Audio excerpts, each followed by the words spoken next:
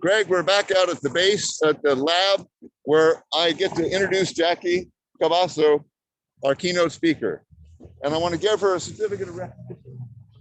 Jackie Cabasso, Executive Director of Western States Legal Foundation, in recognition of your decades of service and support to the Bay Area's social justice community, above and beyond your amazing work within Western States Legal Foundation. Long before WSLF's founding in 1982, you were serving our community, protecting our civil rights as a legal observer at countless demonstrations and actions, gathering the personal information of anyone subjecting themselves to civil disobedience.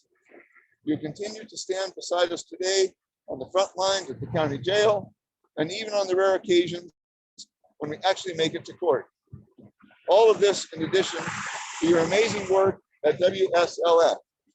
On this, our 38th Good Friday Active Witness at Lawrence Livermore National Lab, we're pleased to recognize you as our keynote speaker, and we really look forward to hearing more of your story firsthand. So good morning, everybody. That was a huge surprise. I'm a little flummoxed, but very honored to be here. In 1995, then Hiroshima Mayor Takashi Hiraoka testified before the International Court of Justice, quote, "History is written by the victors.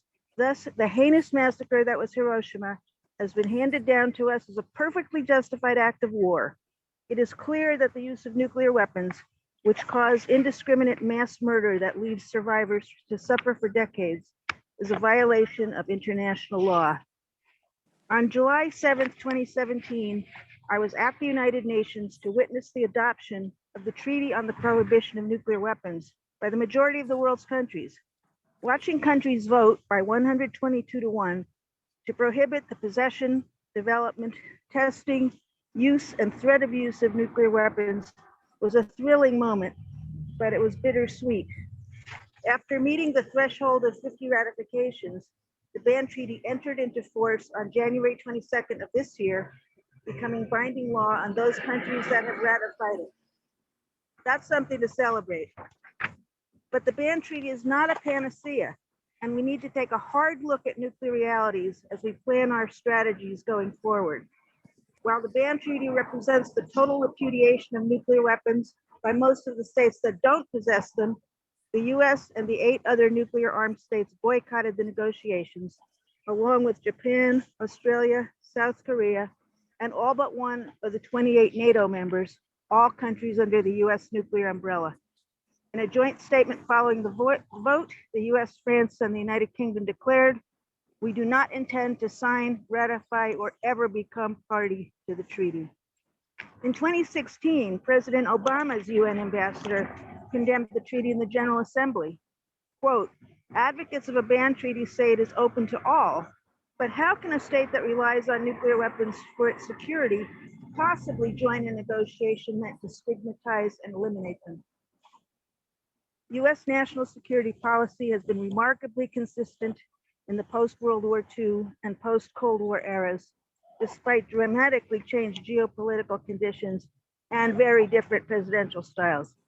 Deterrence, the threatened use of nuclear weapons, has been reaffirmed as the cornerstone of US national security by every president, Republican or Democrat, since 1945, when President Harry Truman, a Democrat, oversaw the atomic bombings of Hiroshima and Nagasaki.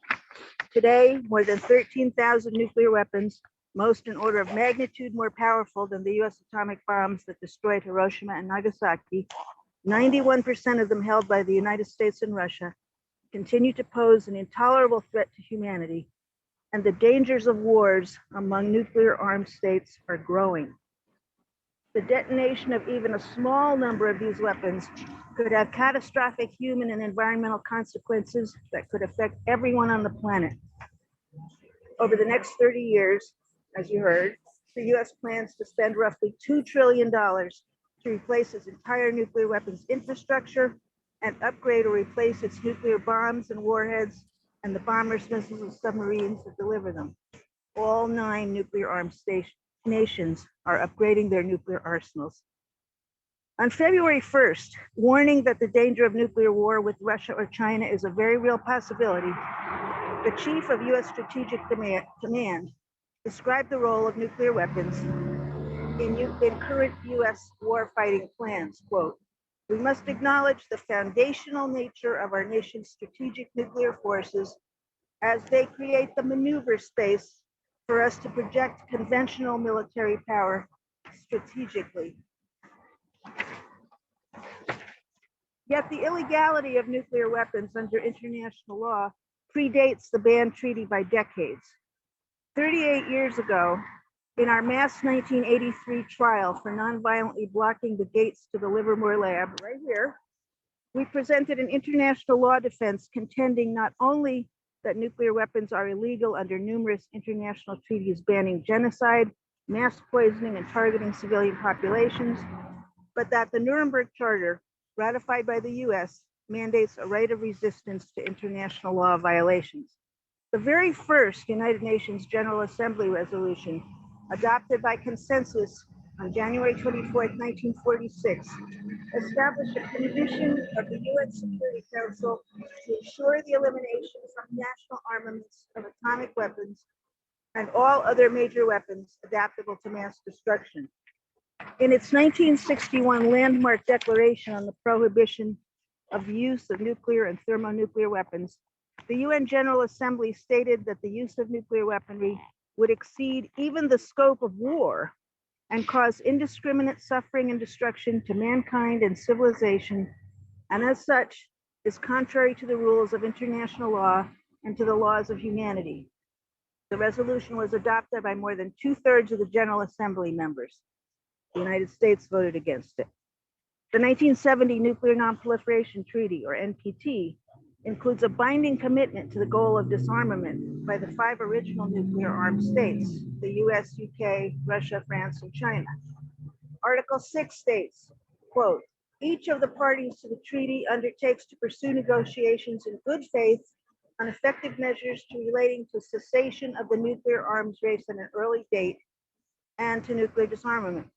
The NPT's disarmament obligations have been reiterated and reinforced by agreements made in connection with this 1995 extension decision, the 2000 and 2010 review conferences, and the International Court of Justice's 1996 advisory opinion, in which the court found unanimously, quote, "There exists an obligation to pursue in good faith and bring to a conclusion negotiations leading to nuclear disarmament in all its aspects under strict and effective international control. The use and threat of nuclear weapons is incompatible with multiple rights enshrined in the International Covenant on Civil and Political Rights." In 2018, the United Nations Human Rights Committee found that, quote, the threat or use of weapons of mass destruction, in particular nuclear weapons, which are indiscriminate in effect and are of a nature to cause destruction of human life on a catastrophic scale, is incompatible with respect to the right to life and may amount to a crime under international law. Western States Legal Foundation was established in 1982, initially to defend anti-nuclear protesters. Grounded in commitments to nonviolence and international law, we have had an active presence at every session of the NPT since 1994. During the 1995 NPT Review Conference, we co-founded the Abolition 2000 Global Network to Eliminate Nuclear Weapons, still going strong, which in its founding statement called upon all states to initiate immediately and conclude negotiations on a nuclear weapons abolition convention that requires the phased elimination of all nuclear weapons within a time-bound framework with provisions for effective verification and enforcement.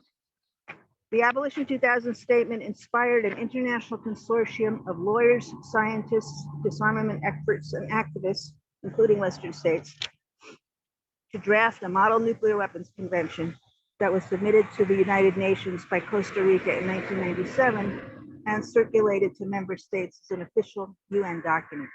The model convention, the convention means treaty, prohibits the use, threat of use, possession, development, testing, deployment, and transfer of nuclear weapons, and provides a phased program for the elimination under effective international control.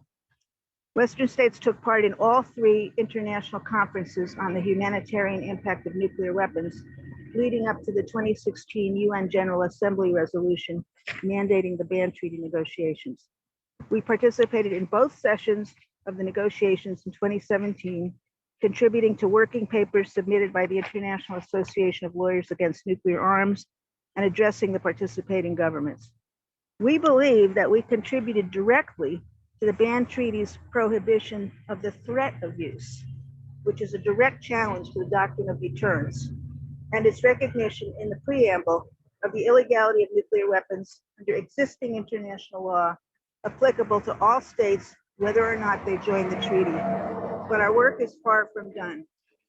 It is increasingly clear that the multiple national and global crises we are confronting, including nuclear weapons, climate change, systemic racism, a growing wealth gap, and rising national authoritarianisms, arrive from the same foundational causes, and that we are unlikely to prevail on any of them as single issues.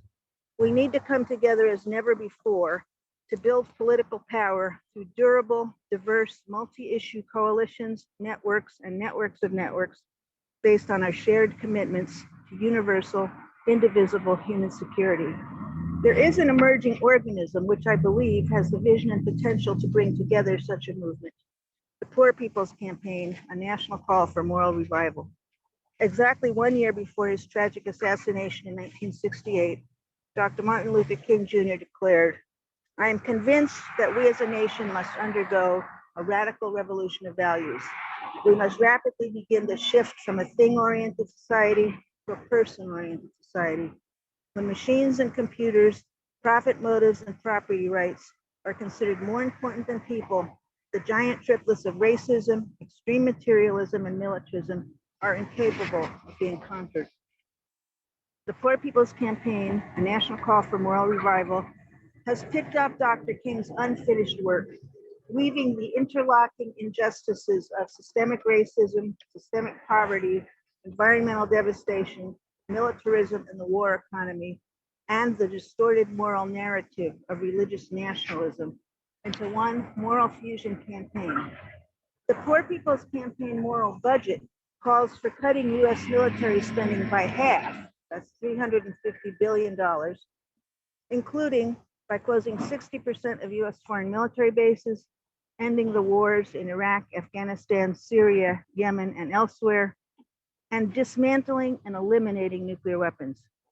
With active state-based organizations in 45 states, the burgeoning Poor People's Campaign is supported by an extraordinary range of constituencies, including labor unions, faith organizations, racial justice, anti-poverty, environmental, and peace groups, and is building political power through its We Must Do More campaign, mobilizing, organizing, registering, and educating for a movement that votes. I urge everyone to consider joining your state's Poor People's Campaign organization. As nuclear disarmament advocates, it is our responsibility to share our knowledge of the ever-present and growing dangers of nuclear war with other issue constituencies. Let us work together to understand the common causes of our multifaceted crises as we work with the Poor People's Campaign and others to build a massive, multi-generational, multiracial, international, moral fusion movement we will need to overcome systemic violence and build a peaceful, just, sustainable, and inclusive world. A few days ago, I was looking through a copy of the Livermore Weapons Lab Blockade Demonstration Handbook prepared by the Livermore Action Group for the June 21st, 1982 nonviolent protest and civil disobedience at the lab. Some of you may recognize this. And something really struck me.